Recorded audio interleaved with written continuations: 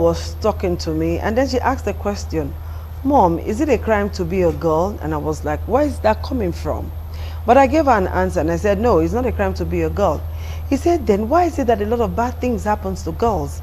I became interested. I was like, what are those things that happen to girls? He said, why is it that they traffic girls? They send girls abroad to go and do, you know, jobs that are inhuman. People just kidnap girls. People take girls for child labor and all of that. And then girls do quite a number of things that make you to be scared to be a girl. You know, so I thought within myself, and I said, for real, girls do go through a lot anyway. And unfortunately, only few people are talking about this.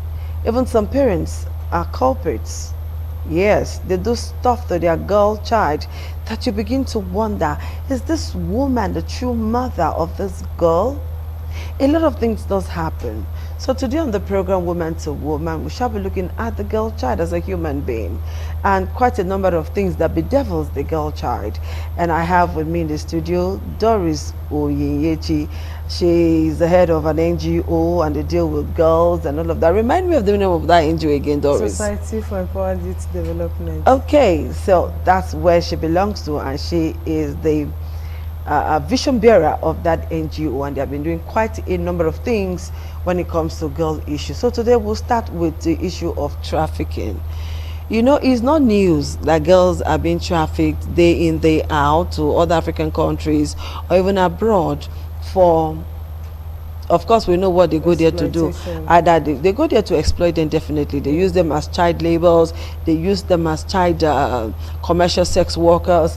They use them for all sorts of things. Let's talk about this trafficking. Servitude. Yes.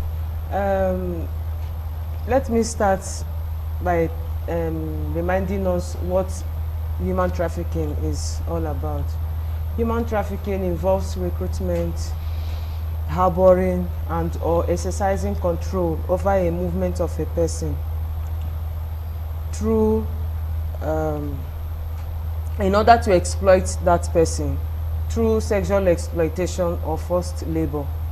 And human trafficking has three elements that has to do with the art, the means and the purpose.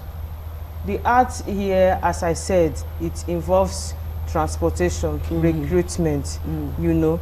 Then the means here could be through coercion, force, by force, or by deceit, you know. Then the purpose here is the issue of exploitation, forced labor or domestic servitude.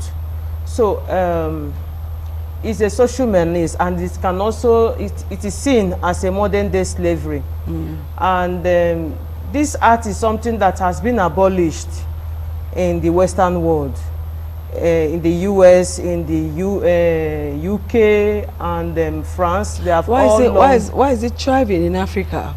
Yes, it's a modern day slavery as a result of issues that has to do with our situation in this part of the world. Though that should not be, that we should not have an excuse in engaging in such art. But there is something that caused or that led to this human trafficking in Nigeria. You will agree with me that during the military regime, mostly let's talk about what happened during the Nigerian Civil War in 1967. Our girls in this part of the country, they were abused and raped mercilessly by the Biafran and the Nigerian soldiers. And you know, another cause of this issue, the impact of what we call the Structural Adjustment Program, SAP, the SAP here. And you also agree that during that era, the military, they engaged into a whole lot of corruption, that our national treasury were all looted and the common person suffered a lot as a result of that. And again, you also understand that from this part of the country, our young girls, our girl child is being exposed to physical and sexual abuse. and it has a long-term effect on the girl child mentally. And you also understand that when a girl child has been exposed early in life in such art, she doesn't really see sex again as a big deal. And when you offer such you come up with such offer to the girl, it's like a welcome development. And again, the tradition of acquiring so many wives, large families, yes, where a man does not see having one wife as something that is enough. Anyway, that is fast disappearing now with the economic crunch and all of that. I disagree with you. Really? What about acquaintances and side chicks? Okay. And the babies they are making for the man? Okay. Yes. So this is also a problem. You have a man having quite high number of children that he will not be able to take care of. Is also an issue. Then when we talk about also the family pressure, you know, you also agree with me that in this part of the country too, there is this high impact of illusion of family value. We see that our parents have all lost it, and they now delegate or relegate their responsibilities to their children. They don't even see themselves as being in charge, as being responsible in taking or bringing up their children. Their own is to have children. Their children grow up and start taking care of them. Yes, and litter them. Perhaps that is why a lot of value have not been placed on morals anymore. Yes, you now see where mothers, where parents persuade their children, pressure their children to do what others are doing to make it, comparing their children from the children of their friends out there, and even assist them to even get a boyfriend who will even spoil that child to be able to prepare the child for the journey. So that is another issue, you know, is a problem. It's quite pathetic. Yes, it's a problem on its own. Then when we also talk about what we have as the girls' court these days, where our young girls are perceived that when you belong to this certain court, you gain it, you get a name, a fame in the society. And what is these conditions for being inducted, or will I say initiated into this court? One of the conditions is that they are to sleep, you will be subjected to sleep with so many men at the same time. At the same time, for you to be crowned the queen of the court, or for you to become a member of such court. So you see where our value has been reduced to these days. And all of this is to make it in life, to have money. The greed to get rich quick. The greed to get rich quick. And again, the perception that is greener out there. Yes, the pasture is looking for greener pasture elsewhere. It's always greener when you cross the Mediterranean Sea. So it's a problem. So when you look at these issues and also look at the role of our mothers in the home, is also quite a problem, because some of our mothers, luckily for some mothers, not all of them anyway. Some of our mothers, as I said, of them. Some of our mothers, they believe that when they belong to these clubs, there are so many ladies clubs that theirs is to show off fame and riches. And when you see yourself belonging to such a club, you always do something that will bring you up to measure up to what others are doing, where you use Hollandis to sew gobo and wrapper, where you put gold pendants like 3-4 on one necklace. They pierce your ears into 4 places for you to belong, you know. And what is it for? Some of these women cannot afford that. But when they see their fellow women, their peers, that their children have crossed over there and they're bringing remittances, you know, they would even approach them to assist me to help my daughter cross. You understand? Same happens to the fathers. You get it? This is a situation where even the father does nothing on his own, as in means of living, has nothing to do, as in to say this is a means of earning a living. The girl child has simply been reduced to an object of money-making. A money-making machine. An object of money-making. So this is a problem. This is where we have gotten it wrong. And our job is to expose the dangers of migrating irregularly. You know, it's not that we are asking you not to migrate. Not to migrate. Migration is a fundamental human right. All of us have this right to migrate. Like me, I migrated from somewhere to this place. So it's a right. But we are urging people to migrate legitimately. Migrate with dignity. A situation where you get all your necessary documents and you embark on this journey, and at the end of the day you have respect for yourself and for the society, the country. Will you not be dehumanized? You know, sometimes they get killed on the way. Some just die as a result of natural cause. But yet, girls are still doing everything that they can. Can you believe that? Okay, we know that in recent times, the governor of Edo State and other governors had this serious thing ongoing, bringing our people back from Libya and other countries, those that were stranded. You remember it was like a mass movement. But surprisingly, some of these persons that came went back. You will agree because they felt that there was nothing here. They went back, even though Edo State government did try. They tried a lot. They established some. You know, some were reorientated again. You know, and some, of course, were reintegrated into the society properly, found them jobs, gave them incentives to start all over again. But it was just not enough. Like you said, family pressure. Some parents were like, do you know how much I spent to take you there? You just have to go back. We need to pay these debts. You know, and so the girl child has been subjected to a lot of trauma, a lot of dehumanizing things. You know, and yet people don't want to stop.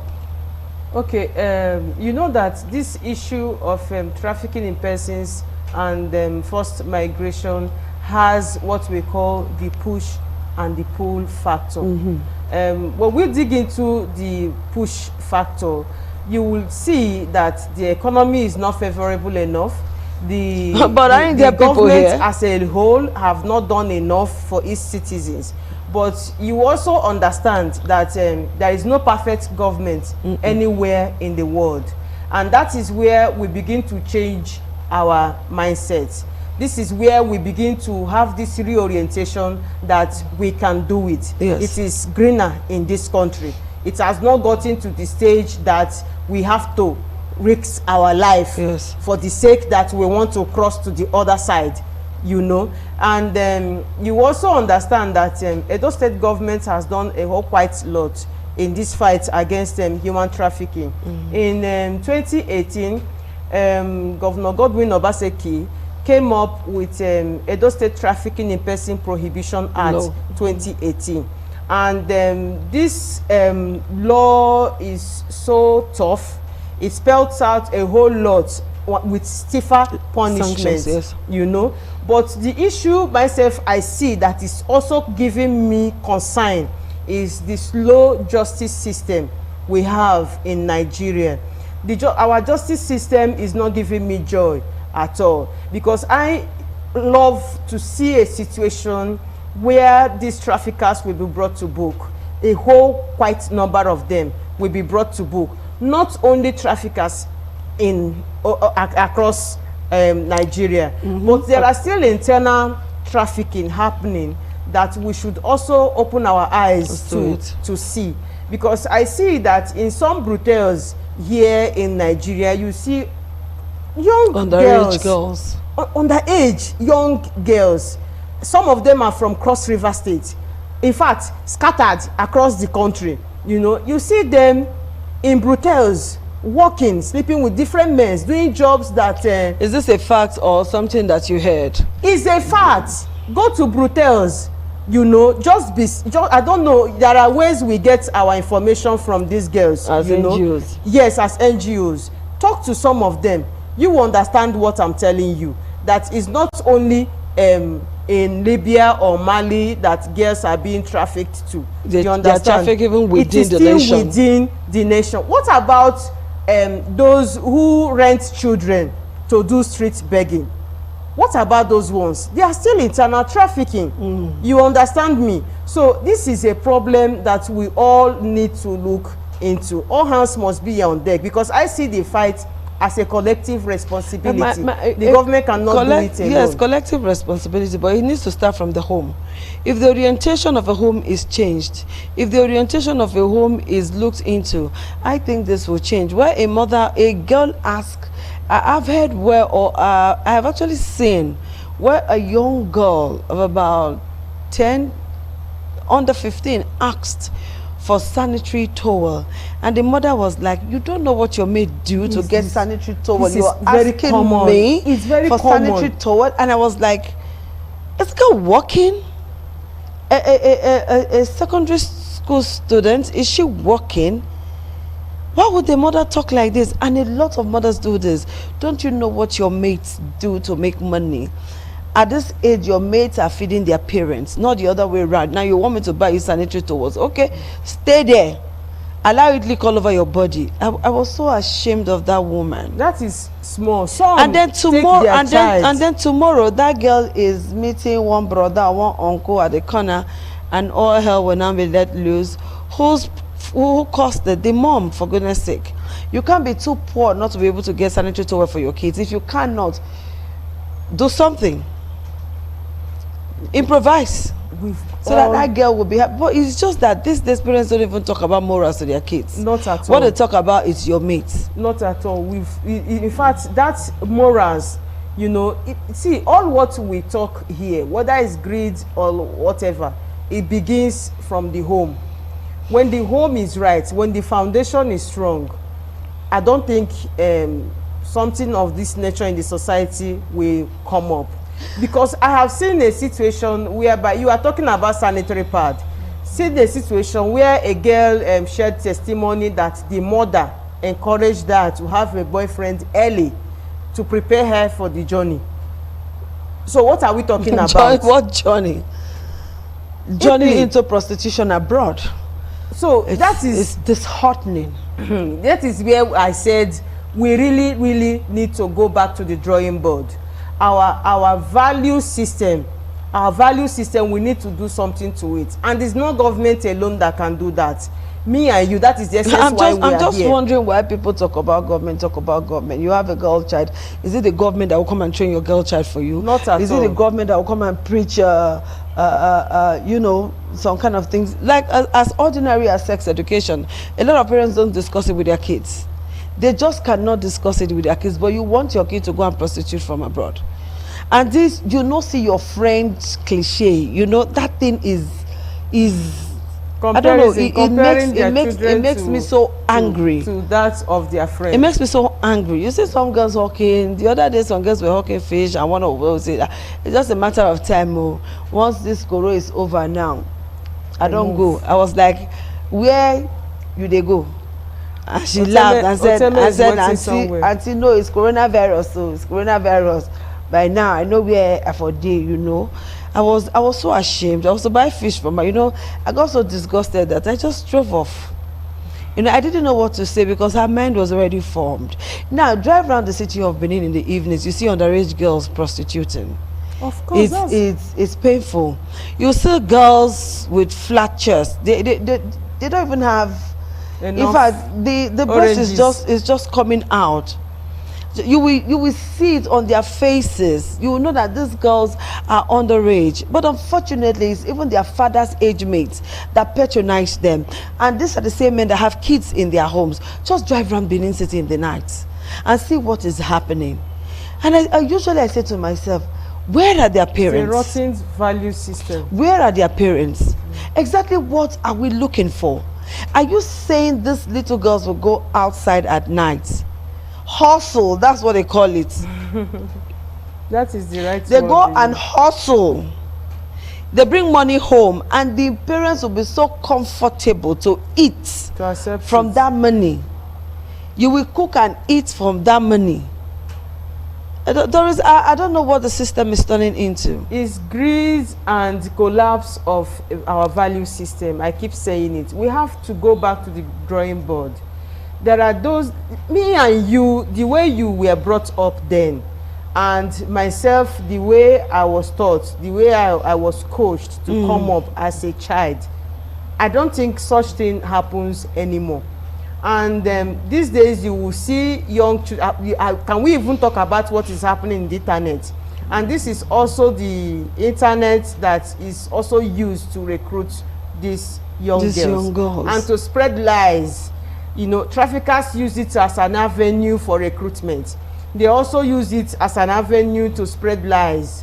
You get it. They also use it as an avenue to perpetrate their evil acts. You get it. So, and this is in that same system that you see some parents, they allow their girl child to use gadgets without monitoring. You get it. So what are we even saying? Because you see your girl child jet age, using the things you know you never bought for her. You were not the one responsible for that, and you are comfortable, you know. So this is where we are getting it wrong as parents. I am saying that there is no perfect government anywhere in the world, but we need to be honest with ourselves that this is where we are getting it wrong as families, you know.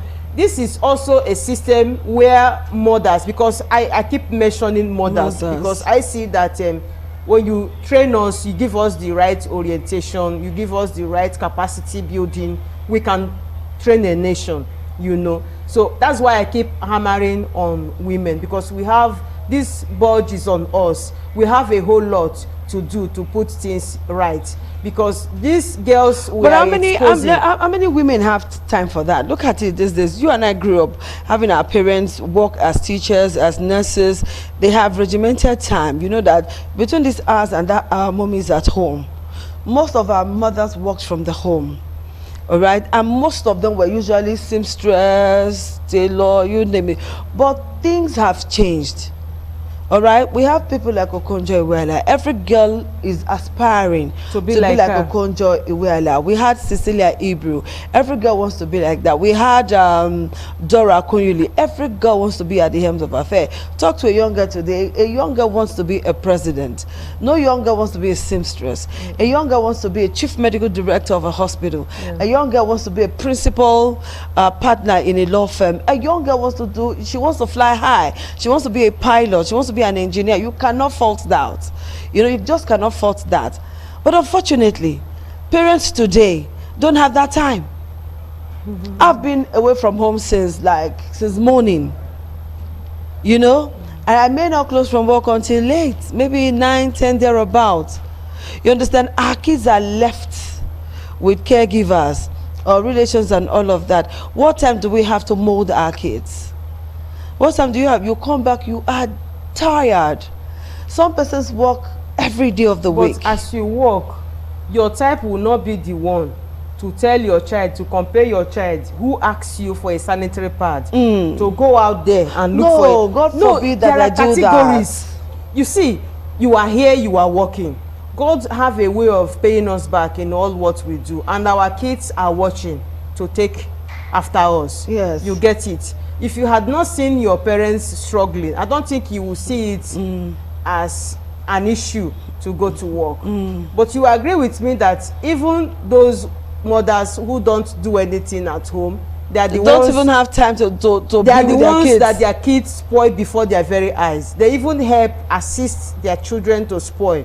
Ask their child to keep a date so that they can come back with matters takeaway. Are you getting me? So we try not to come home, call names now, so that they can bring pastries and ice cream and all of that home. Take away. Oh my God, those kind of parents need some talking to. You seriously. See the level of poverty and ignorance that our mothers exhibit.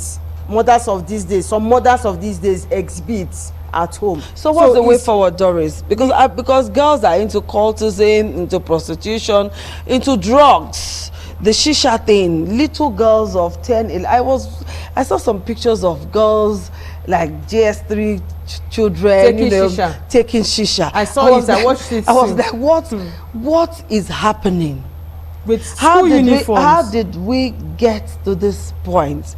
Anyway, time is fast spent. Doris, what is the way forward before we round up now? Is that when you see something, we have just a minute to do say this. something. Bringing up a child is a collective responsibility. We must go back to the drawing board. Like those days, an adult sees you doing bad, the person have to discipline you right there, even before reaching out to your parents. Okay, I think that is the value system. There will definitely be a part 2 to this. And again, you can reach out to NGOs, advocates like us, to report problems that you see in your area. You must not wait for the government. You must give out information for someone to be helped. Okay, time is fast spent. This is what we're going to wrap up today. I am hoping and praying that you will be chance for us to do a part 2 of this topic.